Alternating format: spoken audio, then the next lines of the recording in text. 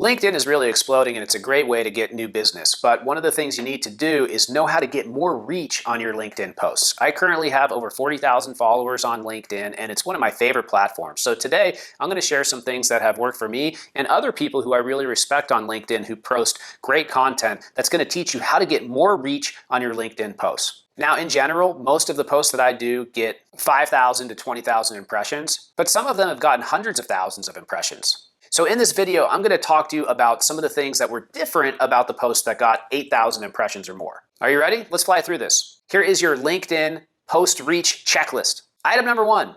Don't put a link inside of your LinkedIn post. Put it inside the comments. LinkedIn hates it when you put a link inside of that because it pushes them off of the page. Oh, by the way, at the end of this, I have the main question you have to ask yourself around every LinkedIn post before you publish it. So make sure you stay till the end. Item number 2, you're going to want to optimize, meaning put in hashtags in your LinkedIn posts and make sure that it's around a specific topic that aligns with those hashtags. Don't go overboard. Just make sure it aligns with something. Hashtag LinkedIn marketing, for example. Number 3, create compelling content. Open it up as a conversation. How can you center yourself within your expertise around a specific topic that's newsworthy, that people want to talk about, that they're going to want to weigh in on? And that goes to item number 4. When you do that, make it visual if possible. With any LinkedIn post, you kind of need to decide, is this going to be a short 1 or 2 sentence thing that everybody's going to agree with? Or is this going to be more of a robust post that is a visual post with image sliders, with video, popping headlines? I really recommend go one or the other. Now, if you're going to go basic, try one of LinkedIn's mobile templates that allows you to put some text within a big image that they create for you, or just do a couple lines of text that somebody's going to agree with. If you're going to go more visual, try LinkedIn sliders, try a short form video,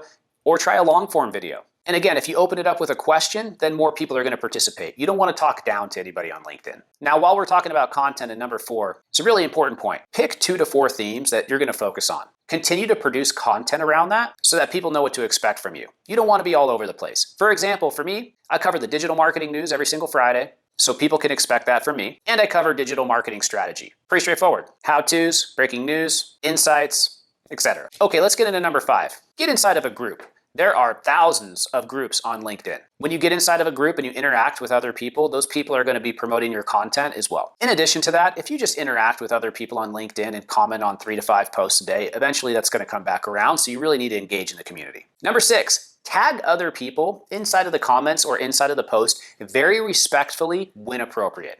When you're doing that, if you can give them a shout and say something positive about them, that's really the best approach, but only if you really mean it. People hate being tagged in stuff when it's irrelevant and you're just trying to get a little bit more reach. So be careful. Number 7, pick the right time. When is your audience really on LinkedIn? From what I've seen, in the middle of the day, people are the busiest. So if you're Pacific Standard Time, probably the worst time to post would be around 10 a.m., 11, 12, or 1, or 2. But if you post early in the morning or in the afternoon or late at night, there's not going to be as much competition in the feed. That being said, posts can go viral at any time, so there's really not an exact science around this. Number 8, you need to respond to every single comment that is left on anything that you post on LinkedIn.